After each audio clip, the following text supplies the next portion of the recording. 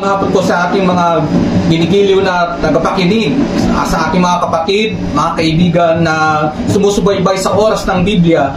At kami ngayon ay muli mangangaral mula ng mga pag-aaral mula sa banal na kasulatan dito sa Nabotas.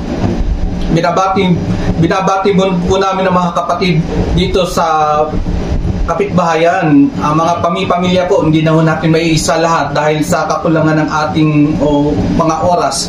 Yung pamilya Gabas, pamilya nila BJ, pamilya Torreja, Cruz, ang Danganan family, ang Gonzales family, ang pamilya Anojos, at ganyan din na pamilya ni De Pedro, at marami po pong iba. At sa iba't ibang lugar, meron pa rin sa Bicol, gaya ng pamilya Layosa, si Gison, ni Romero at Labilla. Sa Davao, nangungunang pamilya Balbin. Sa Pisig, sila Brother Romero, Andrew, si Clint, si Nazareno, at mga iba pa, no? At sa maraming iba pang lugar na sumusubaybay sa paligid natin. Magandang hapon po sa atin. Magandang hapon po sa atin pong lahat na mga, lalo na po sa mga sumusubaybay sa atin pong programa, Oras ng Biblia. Ngayon po ay muli na po tatalakay ng isang talakayin tungkol po sa pinanghahawakan po ng mga Katoliko at ng mga Calvinism. Pero bago yon, kami po ay bumabati sa lahat po ng sumusubaybay sa aming programa mula Luzon hanggang Mindanao. Lahat po kayo ay aming binabati. Kung saan man dako makarating po ito aming programa, kayo po ay aming binabati ng magandang hapon po. Brother John? Tuloy po ang pagbati namin sa mga patuloy na nanonood at nakikinig ng programang ito. Patuloy ang aming mga salamat sa inyo na kayo ay laging sumusubaybay sa aming talakayin. Marami po kaming mga bubuksang mga talakayin upang ito ay ating maintindihan. Patuloy ang aming mga pagpuli sa inyo, mga pasasalamat sa lahat ng mga nakikinig. Thank you po. Bago po tayo magpasimula, tayo po ay manalangin. O Amang Diyos na makapangyarihan sa lahat, kami po ay patuloy na nagpapasalamat at pupuri sa Panginoon na sa pamagitan ng programang ito, O Diyos, na ihatid ang iyong mga salita, ang katotohanan, O Diyos, nawa hiling namin na may patnubayan mo ang pag-aaral na ito sa hapong ito upang may pagpatuloy namin ang paghahayag ng katotohanan ayon sa salita ng Panginoon. Patuloy ang aming mga pasasalamat, gabay sa tulong at awa ng Panginoon. Sa pangalan ni Jesus, Amen. Amen. Ngayon po ay sisimulan na po natin ang ating pong programa. Bago po yun ay sasagutin po muna natin ang isang katanungan ng ating pong taga-subaybay na nanonood sa programang Oras ng Biblia. Ang katanungan po ay paano naligtas ni Kristo ang mga tao sa pamamagitan ng kanyang dugo? Brother Elias, ano po ang kasagutan natin tungkol dun sa katanungan? Maraming salamat, Brother Fred. Brother Fred, ito ay isang bago sa ating mga pag-aaral ngayon. Merong question and answer para mabigyan natin ng pansin yung mga nagko-comment at nagtatanong sa ating pong programa. Ang isa sa mga kasagutan, bagamat marami pong sagot sa inyong katanungan, paano naliligtas ni Kristo sa pamamagitan ng kanyang dugo ang isang tao. Yun po yung kanyang katanungan. Siyempre, meron po tayong pinagbabasihan, ang salita ng Diyos.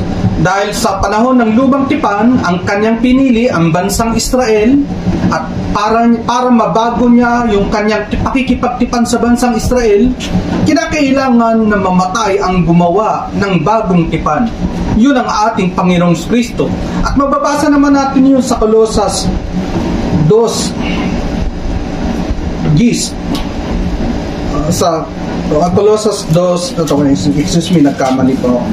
Sa 2:9, sapagkat sa kanya'y nananahan ang buong kapuspusan ng pagkadiyos sa kahayagan ayon sa laman. At sa kanya kayo'y napuspos na siyang Pangulo sa lahat ng pamunuan at kapangyarihan na sa Kanya ay tinuli rin naman kayo ng pagtutuling hindi gawa ng kamay sa pagkahubad ng katawang laman sa pagtutuli ni Kristo, na nangalibing nakalakip niya sa bautismo, na kayo naman muling binuhay nakalakip niya sa pamamagitan ng pananampalataya sa paggawa ng Diyos na muling bumangon sa Kanya sa mga patay, na nang kayo'y mga patay dahil sa inyong mga kasalanan at sa di pagtutuli ng inyong laman ay Kanyang binuhay kayo, nakalakip niya na pinatawad sa atin ang ating lahat na mga kasalanan. Sa pamamagitan ng kamatayan ng ating Panginoong Kristo, ang tao tinutuli siya espiritual. Kung paano ang bansang Israel tinutuli, inaalis ang kanyang maruming, masamang laman, sa pamamagitan naman ng bautismo, sabi tayo naman ay tinuli naman espiritual, na pagka ang tao na babautismohan, napatatawad ang ating lahat na mga kasalanan. Ngayon, ano po ang koneksyon ng bautismo sa kamatayan ng ating Panginoong Kristo?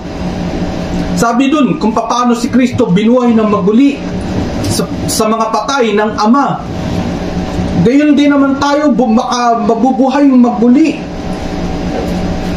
mula sa mga patay. Tayo'y nabuhay o pinalaya sa ating mga kasalanan. Ang sabi nga dito sa Marcos 14, ito po yung ginawa ng ating Panginoong Kristo. Sa Marcos 14,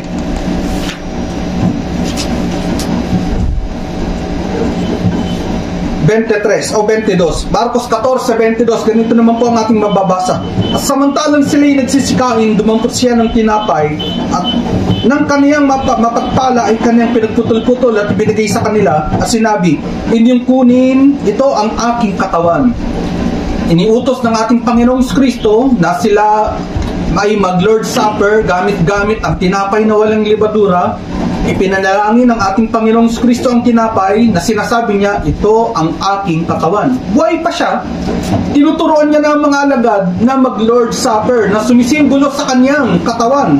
Sa 23, siya'y dumampot ng isang saro at nang siya'y makapagpasalamat ibinigay sa kanila. At do'y nagsiinom silang lahat. Sinabi niya sa kanila, ito'y aking dugo ng tipan na nabubuhos dahil sa marami.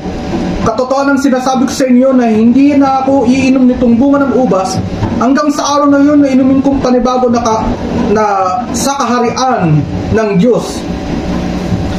Inuutos niya na alalahanin ang dugo ng tipan. Yun ang kanyang dugo na mabubuhos kapag siya ay namatay. At sabi, hindi na ako iinom nito hanggang sa inumin kong panibago na makasalo ko kayo sa aking kaharian. Ang mga nababautismuhan, idinaragdag ng Panginoon sa kanyang kaharian, yun yung iglesia, na hindi na nga po natin masasagot isa-isa o mabibigyan ng talata ang bawat punto dahil limitado yung ating oras.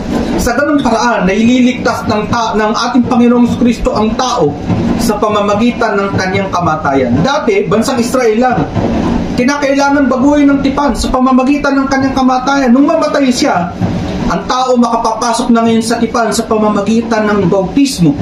Pagka siya na bautismohan, sabi sa ikapagpapatawad ng kanilang mga kasalanan ng mga taong nabautismuhan. At yung taong nabautismuhan, maaadib siya sa kaharian, sa katawan ng ating Panginoong Kristo. Yun po yung ilan sa mga sagot. Bagamat hindi pa siya ang kabuoang sagot, yun po yung makikita nating kapahamalaan ng kasulatan, paano natin ito o paano tayo lumalakad sa authority nito. Kung meron pong may dadagdag. O sa Roma 5 talatang 8, umpisa natin sa 8. Datapwat ipinagtatagubili ng Diyos ang kanyang pag-ibig sa atin nang tayo'y mga makasalanan pa. Si Kristo namatay dahil sa atin. Sabi, lubha pa nga ngayong inaring ganap sa pamagitan ng kanyang dugo. Diba? Ay mga liligtas tayo sa galit ng Diyos sa pamamagitan niya. Ayun po yun. Sa dugo ni Kristo. Ganun po. Karagdagan lang po doon sa mga sagot na aking mga kasama, kay Brother Elias sa kay Brother John. Dito sa Apokalipsis 1:5. Sabi dito, at mula kay Jesucristo na siyang saksing tapat na panganay sa mga patay at pangulo ng mga hari sa lupa, doon sa umibig sa atin at sa nagkalag sa atin sa ating mga kasalanan sa pamamagitan ng kanyang dugo. Yung dugo ng ating Panginoong Jesucristo, yun po ang nagkalag ng ating mga kasalanan. Yun po ang nagligtas. Makapangyarihan talaga. Yung makapangyarihan po yung dugo ng ating Panginoon. Ngayon po, simulan na po natin yung ating pong paksa. Ang ating pong paksa ngayong hapon, ang mga bata ba nung isinilang ay makasalanan na? Yung sagot po natin dito, sabi nga, kung ang mga kasalanan ay naipasa mula sa mga magulang patungo sa mga anak upang ang mga anak ay ipanganak na makasalanan. Kung gayon, paano? Ang Diyos ay isang makasalanan. Bakit po? Dahil ang pinagmulan po ng lahi, base po doon sa nakasulat sa Lucas, sabi dito, ito po ay tinawag na anak. Si Adan, tinawag po ng anak ng Diyos. Sa Lucas, sabi ito nakasulat po sa English to. The son of Enos, the son of Seth, the son of Adam, the son of God. Medyo may pagkapiluso po ito ang sagot. Pero bagamat ito po ay nakasulat, pero hindi po talaga minamana ang kasalanan. Hindi po na ipapasa ang kasalanan. Kaya tuloy po natin. Tayo po ay ginawa tayo ng Diyos na matuwid ang tao. Lahat ng tao po ay matuwid pagka isinisilang. Sabi dito sa Ecclesiastes 7:29, narito, ito lamang ang aking nasumpungan na ginawang matuwid ng Diyos ang tao, ngunit nagsihanap sila ng maraming katha. Yun po yung ng matao. Ang bata, pag ipinanganak ko ng kasalanan. Pero habang lumalaki yun, naghahanap na yun ng kasalanan. Una, magsisinungaling, hanggang sa gumagawa na ng maraming kasalanan. Isa pa, sa Ezekiel 28:15, ikaw ay sakdal sa iyong mga lakad mula sa araw na ikaw ilalangin hanggang sa ang kalikuan ay nasumpungan sa iyo. Pagka pinanganak, sabi nga, ay sakdal, wala pang kamuhang, wala pang alam yung bata. Pero pagdating po ng panahon, doon paunti-unti na masusumpungan na, doon na yung kasalanan. Saan magsisimula yung kasalanan? Minsan sa kalaro. Hanggang sa lumaki yung bata, lumalaki na yung kasalanan. At ang kasalanan, sabi nga, sa mga bata, ay wala pong pananagutan dahil wala silang kaalam-alam sa mabuti at kasamaan. Pag ang bata, wala pa pong alam yun. Wala sanggol pa, wala ito lang. Kapapanganak pa lang, wala. Sabi nga sa Deuteronomy 1:39, bukod dito ay ang iyong mga bata na inyong sinasabing magiging bihag at ang iyong mga anak sa mga araw na ito ay hindi nakakaalam ng mabuti o ng masama. O nung sa lumang tipan pa lang, sinabi na ito sa Deuteronomy na wala pang nakakaalam sa kung paano ang masama at mabuti. Ngayon, dito po sa pang-apat po, ang bawat tao ay may pananagutan para sa kanyang sariling pag-uugali. Yun. Bawat isa sa atin, mayroon tayong pananagutan. Sa Deuteronomy 24:16, Brother John, sa Deuteronomy 24:16. Anong sabi po dyan? 24:16. Ito po ang pagkasabi. Hindi papatayin ang mga magulang dahil sa mga anak. Ang mga anak ay papatayin dahil sa mga magulang. Bawat tao ay papatayin dahil sa kaniyang sariling kasalanan. Yun po ang pagkasabi. Kung ang magulang ay halimbawa lang ay nagnakaw o kaya nakapatay, hindi ang anak ang magsasuffer. Hindi pananagutan ng anak yun. Kung ang magulang ang nagkasala, siya ang parurusahan. Kung yung anak ang nagkaroon ng kasalanan, yan po yung parurusahan. Kasi matuwid po ang batas ng Diyos. Kahit naman sa tao, hindi pwedeng kasuhan ka. Kung hindi ikaw nagnakaw, hindi ka pwedeng kakasuhan. Ngayon, tuloy pa po natin. Sabi dito sa Kolosas Colossus 3:25, Brother Elias. Ano po sinasabi sa Colossus 3:25? 3:25, sapagkat ang gumagawa ng masama ay tatanggap ng ayon sa masama na kanyang ginawa at walang itinatanging mga tao. Walang itinatanging tao. Pagka may kasalanan, kung sino may kasalanan, siya lang talaga ang magsasabi. Hindi na ipapasa yung kasalanan ng magulang, o kung may kasalanan, tapos ipapasa katulad ng nangyari kay Adan kay Eva. Sila. At ang kasalanan ni Adan, napagbayaran na po yun. Namatay si Adan, sinabi kung paano siya maghirap, at tinubos na tayo ng ating Panginoon. Ngayon tuloy po natin, yung mga bata ay ligtas, sabi ng ating Panginoon, ang mga bata ay ligtas sa paningin ng Diyos, hindi mga makasalanan. Ito yung sinasabi sa Mateo 18:3. Ayun po. Sabi Mateo 18:3, at sinabi, katotohanan ang sinasabi ko sa inyo, malibang kayo'y magsipanumbalik at maging tulad sa maliliit na bata, sa anumang paraan ay hindi kayo magsisipasok sa kaharian ng langit. Ang linaw po ng binabanggit dito, kung hindi po tayo maging tulad sa bata, ang Panginoong Jesucristo na po nagsabi nito. Kaya kung may kasalanan yung bata, bakit binigay ng halimbawa ng ating Panginoon na maging tulad tayo sa bata? Bakit sasabihin pa ba niya ng Panginoon, kung may kasalanan yung bata, may binamana siyang kasalanan, bakit ito tutulad doon? Kundi ang bata ay malinis sa paningin, sa mata ng Diyos. Marcos 10:14. Ano pong nakalagay, Brother Elias? Sabi po,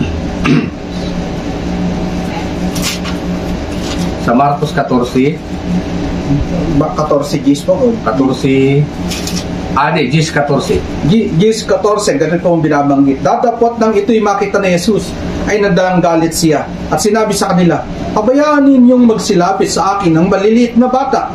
Huwag ninyo silang pagbawalan sapagkat sa mga ganito nauukol ang kaharian ng Diyos.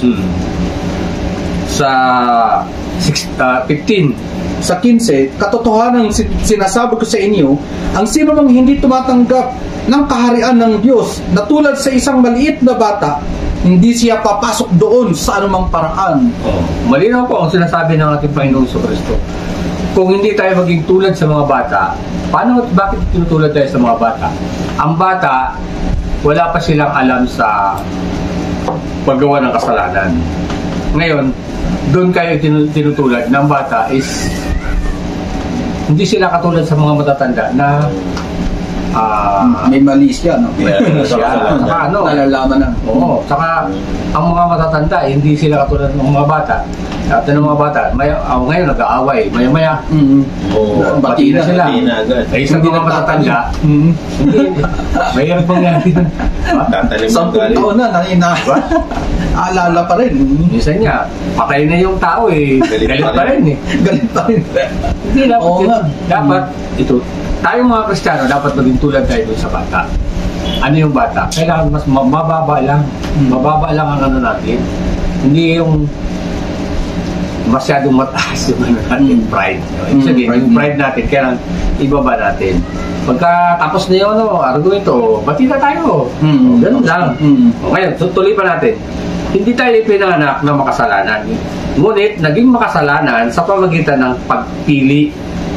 Ang tao ay isang malayang moral na nilalang at pinipili ang alinman sa pagsunod o pagsuway sa Diyos. Nagiging makasalanan tayo sa pamamagitan ng ating mga gawa. Halimbawa na lang natin yung sa Santiago 4:17. So nakakaalam nga ng paggawa ng mabuti at hindi ginagawa, ito'y kasalanan sa kanya. Ito pong paggawa natin na sinasabi dito. Alam niya eh. Alam mo na. Alam mo na kailangan mong gawin. Ayaw mong gawin. Kasalanan niya. Halimbawa, alam mo nang may pagtitipon. Hindi ka dumadalo. Kasalanan niya. Kasalanan mo yan. Isa pa, yung halimbawa dito yung sa Lucas. Yung magandang halimbawa dito sa Lucas 10. Anong ginawa ng mga Parisiyo o Levita? 10. Simulan natin sa 30. Yes, 30. Basahin po natin. Sumagot si Jesus at sinabi, isang tao'y bumababa sa Jericho na mula sa Jerusalem at siya ay nahulog sa kamay ng mga tulisan at sa kanya'y sumasamsam, sa kanya'y humampas at nagsilihis na siya ay iniwang halos patay na. At nagkataong bumaba sa daan ang yaong isang saserdote at nang makita siya ay dumaan sa kabilang tabi. At sa gayon ding paraan, ang isang Levita naman, nang dumating siya sa dakong yaon, ay nakita niya ay dumaan sa kabilang tabi. Parang may iwas ba na, no? Oo. Ano ba ito? Ano bang mga tao itong saserdote o Levita? Mga mga ano yun? Mga reliyon yan eh. Oo, mga tao ng Diyos yun. Oo. Yan po. Kaya tayo ng mga Kristiyano, pagka tayo po ay umiiwas din, may responsibilidad tayo na dapat gawin. Mayroon kailangan tulungan, ayaw natin tulungan, kasalanan natin yun. Nakabase dun yun sa ating ginagawa. Ngayon, kung sabi nga, ang nakakaalam ng paggawa ng mabuti at hindi ginagawa, kasalanan. Yun ang kasalanan natin, hindi yung minamana yung kasalanan. Ngayon, isa pa, mga kapatid, yung pangalawang Juan, 1:9. Ito po, palagi po natin ito ginagamit. Sige, ako na po ba? Ang sino mang nagpapatuloy at hindi nananahan sa aral ni Kristo ay hindi kinaroroonan ng Diyos. Ang nananahan sa aral ay kinaroroonan ng Ama at gayon din ng Anak. Tayo po yung magdidesisyon kung ano po yung atin pong kailangan gawin. Susunod ba tayo sa Diyos o hindi? O susunod tayo sa aral ng tao? Sa Diyos muna, no? Marami ngayon, ang aral ng tao, yun ang sinusunod. Katulad na lang halimbawa natin dito, yung sa Mateo 15. Ano sinasabi sa Mateo 15? 8. Mateo 15:8. Wala. Mateo 15:8. Sabi ko ganito, ang bayang ito, ginagalang ako ng kanilang mga labi, dadapat ang kanilang puso ay malayo sa akin, dadapat walang kabuluhan ang pagsamba nila sa akin, na nagtuturo ng kanilang pinakaaral ang mga utos ng mga tao. Yan, marami ngayon ang mga, kung ano yung utos ng tao, yun ang ginagawa. Hindi naman utos ng Diyos. Katulad na lang halimbawa, yung pag-aawitan. Diba, wala nang inutos ng ating Panginoon na pag umaawi tayo, gumagamit tayo ng instrumento, gagamit tayo ng panugtog, gagamit tayo ng tambol o kaya mga piano. Hindi na inutos, pero utos ng mga namumuno ng reliyon na gumamit ng mga instrumento, yun po, hindi na po yun. Sabi dito, ano sabi ng ating Panginoon? Turo at aral. Wala na kabuluhan yun. Yun po yung hindi na po dapat yun. Kasi doon tayo magkakasala. Ngayon, punta na po tayo sa ating talakayin. Tatalakayin na natin, ano ba talaga ang na kasalanan? Sabi dito sa Ezekiel 18:1, ang salita ng Panginoon ay dumating uli sa akin na nagsasabi, anong ibig ninyong sabihin na inyong sinasambit ang wikang ito tungkol sa lupain ng Israel na sinasabi, kinain ng mga magulang ang mga maasim na ubas at ang mga ngipin ng mga anak ay nagsisipang nilo. Ano po ang ibig sabihin ng talatang ito? Ibig ba sabihin nito yung kasalanan ng mga magulang? Yung mga anak ang magsasaber, yun ang magdudusa? Hindi po ibig sabihin. Ano po ang ibig sabihin, Brother June? Ang ibig sabihin dito, ito po hindi patungkol ito dun sa kasalanan. Hindi. Kung ito man ay kanilang mga ibig sabihin, yung tradisyon nila yan, o kaya mga pinagmulang paniniwala, hindi natin pwedeng iangkop yan sa sa manang-manang kasalanan, di ba? Pero isa itong pwede natin ito ipalagay na yung kasalanan na ginawa ng magulang, maaari ang magdadanas ng mga anak is kahihiyan. Hindi yung imamana yung kasalanan. Tama po, diba? Consequence ng kasalanan. Halimbawa, yung tatay ng rape. So, siyempre, pag nalamang anak ka noon, madadamay ka. Pagdating sa school, ikaw ang bubulihin ng mga pagbubulihin ka ng mga bata. Rapist pa lang natin. Familiar Yun ang mamanahin, Brad. Pero hindi yung kasalanan. Hindi yung kasalanan. Kundi ang consequence lang doon, madadamay ang mga bata. Oo, sa kahihiyan. Ano ang minamana, Brad? Kayamanan, Brad. Yun. Pera. Yun. Ano yun? Kawikaan. Sa kawikaan, makikita natin yan. Ano talaga dapat minamana? Kawikaan.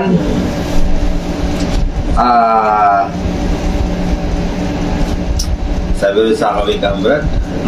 Anong talata yun? Sa kawikaan, ano? Kawikaan, 14 yata yun. Sana yun? 14. Dito ba yun?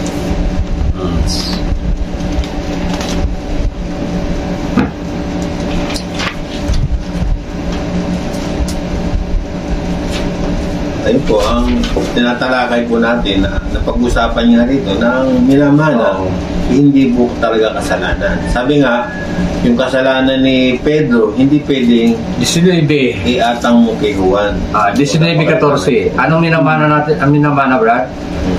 Sabi sa 14, 19:14, bahay at mga kayamanan ay minamanan sa mga magulang. Ngunit ang mabait na asawa ay galing sa Panginoon. Kahit yung asawa ay galing sa Panginoon. Hindi minamana yung kasalanan. Ang minamana is kayamanan at bahay. Yun ang pinamamana. Hindi yung mabuting pagpamamana, hindi yung kasalanan. Pamamana sa iyo. Ang mga reliyon na mahawak nito, yung laking reliyon pa naman, Catholic. Yung Roman Catholic, yun po yung mahawak sa aral ng tinatawag nilang minamana ang kasalanan. Kasi meron sila sinasabi dun Meron sinasabi actual sin. Mayroon sinasabi original sin. Wala naman nakalagay sa Biblia original sin. Wala. Kasalanan talaga yan, Brad. Yung kasalanan na ginawa nila Eva at Adan, sa kanila yun. Hindi yun, hindi talaga original sin. Yung ginagamit nila yung Roma. Ano yung Roma? Lahat na 5:12. Sabi dito sa Roma, ano saan nakalagay? 5:12. Kaya kung paano sa pamagitan ng isang tao ay pumasok ang kasalanan sa sanglibutan at ang kamatayan ay sa pamamagitan ng kasalanan. At sa ganito ang kamatayan ay nararanasan ng lahat ng mga tao sapagkat ang lahat ay nagkasala. Pero ano kung nagkasala, pero hindi sinasabi doon minamana. Lahat na tayo ng kasalanan. Pumasok yung kasalanan sa sanglibutan. Hindi yung minamana. Ang layo ng ang hirap dun, parang ang gagaling pa naman ng mga nito. Mag-aaral. Pero ang linaw, wala naman sinasabi doon, minamana kasalanan. Sabi dito, pumasok ang kasalanan. Okay? Brother June, ano pa, may dadagdag mo tungkol sa ating pong tinalakay? Kaya nga, sabi rito, ayon yan sa mga maling doktrina na yan, o mga maling aral yan, sabi nga nun, ito ay nagpapatuloy doon din sa mali. Pag sinugulaan mo ito sa mali, darating din ito doon sa kahuli-hulihan, mali pa rin. Kaya lagi natin tatandaan na isang kamalian, yun ang minamana. Di ba? Maling aral, yun po ang minamana. Ano ba ang kasalanan? Ano yung ibig sabihin ng kasalanan? Unang Juan. Yung pagsalansang. Unang Juan. Padillas, unang 1, 3, 4. Unang 1, 3, 4. Ganito pong binabanggit na. Ang sinumang gumagawa ng kasalanan ay sumasalangsang din naman sa kautusan. At ang kasalanan ay pagsalangsang sa kautusan. Yung pala ibig sabihin ng pagsalangsang. Pagsalangsang ng kautusan. Bata ba pag pinanganak, kaya na ba sumalangsang sa kautusan? Wala pang Hindi niya alam kung anong kautusan. Iiyak lang po ang baby. Kaya maling-mali po yung aral na sinasabi na ang bata meron nagmamana ng kasalanan. Hindi po nagmamana. Ang kasalanan, pagsalangsang sa kautusan. Yung po maliwanag po. Meron siyang batas, meron siyang kautusan. Maganda po yung ating napag-usapan sa hapong ito. Para ang tao magkasala kinakailangan niyang sumalangsang sa kautusan. Yes. Hindi naman magagawa ng Wala pa. tao yun kung siya ay walang nauunawaan sa utos ng Diyos. Inosente. Siya ay dalisay. Yun yung kanyang kalagayan. Yun yung mga panahon na wala siyang alam. Hindi siya mabibigyan o hahatulan na makasalanan dahil hindi pa siya Wala siyang alam. alam. Baga, hindi niya pa kaya gumawa ng kasalanan. hindi niya pa nare-reach yung yung state ng accountability. Hindi pa siya wala pa siyang unawa sa mga kasalanang yung may inuutos ng Hindi pa nga nakakapagsalita Di ba, Brad? Bibigyan mo na ng sala. Hindi pa, wala. Hindi pa nga nakakapagsalita. Wala pang unawa. Oo. Saka wala tayong mababasang minamana ng kasalanan. Wala sinasabi mga na bata. nakasulat. Wala. Pera, minamana. Yun. Bahay. Maliwanag po yun. Malinaw po yun.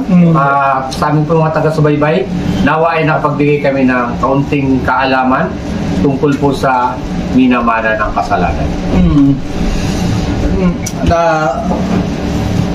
Ngayon, dumating na po tayo sa mga sandaling sa ating pagtatapos.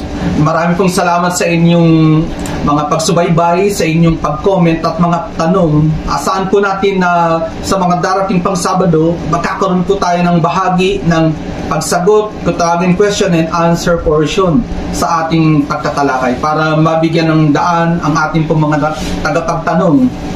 Magandang hapon po sa atin at binabati po muli namin kayo magandang hapon. Muli po ay binabati namin kayo sa amin pong sa hapon na ito na muli ay nawa ay nakapagbigay kami ng kaunting kaalaman at nawa ay patuloy kayong sumubaybay at magtanong. Handa po kaming sumagot sa inyong mga katanungan. Kung ano po ay yung gusto nyong malaman, narito lang po kami. Patuloy ko ang aming pagbati at pasasalamat sa inyo sa lahat po ng mga sumusubaybay ng programang ito. Ang aming pasasalamat po ay taos-puso namin pinagbibigay sa inyo. Ngayon po, para po sa ating pagtatapos tayo po ay manalangin. Diyos na maluwalhati, dakila sa lahat, narito po ang bawat isa nagpapasalamat sa tapos po naming pagbabahagi ng pangangaral ng inyong mga salita. Dalangin po namin ng inyong pagpapala sa aming pansamantalang paghiwalay sa aming pong taga-subaybay, nakakapakinig. Dalangin namin na ma-encourage sila na pagsama-samahan po namin gawin at sambahin kayo sa espiritu at katotohanan sa ikaliligtas ng aming pong mga kaluluwa. Ang lahat ng ito aming pong ipinagpapasalamat sa pangalan ng aming Panginoong Kristo. Amen. Amen. Amen. Ang iyong lingkod mula sa oras ng Biblia.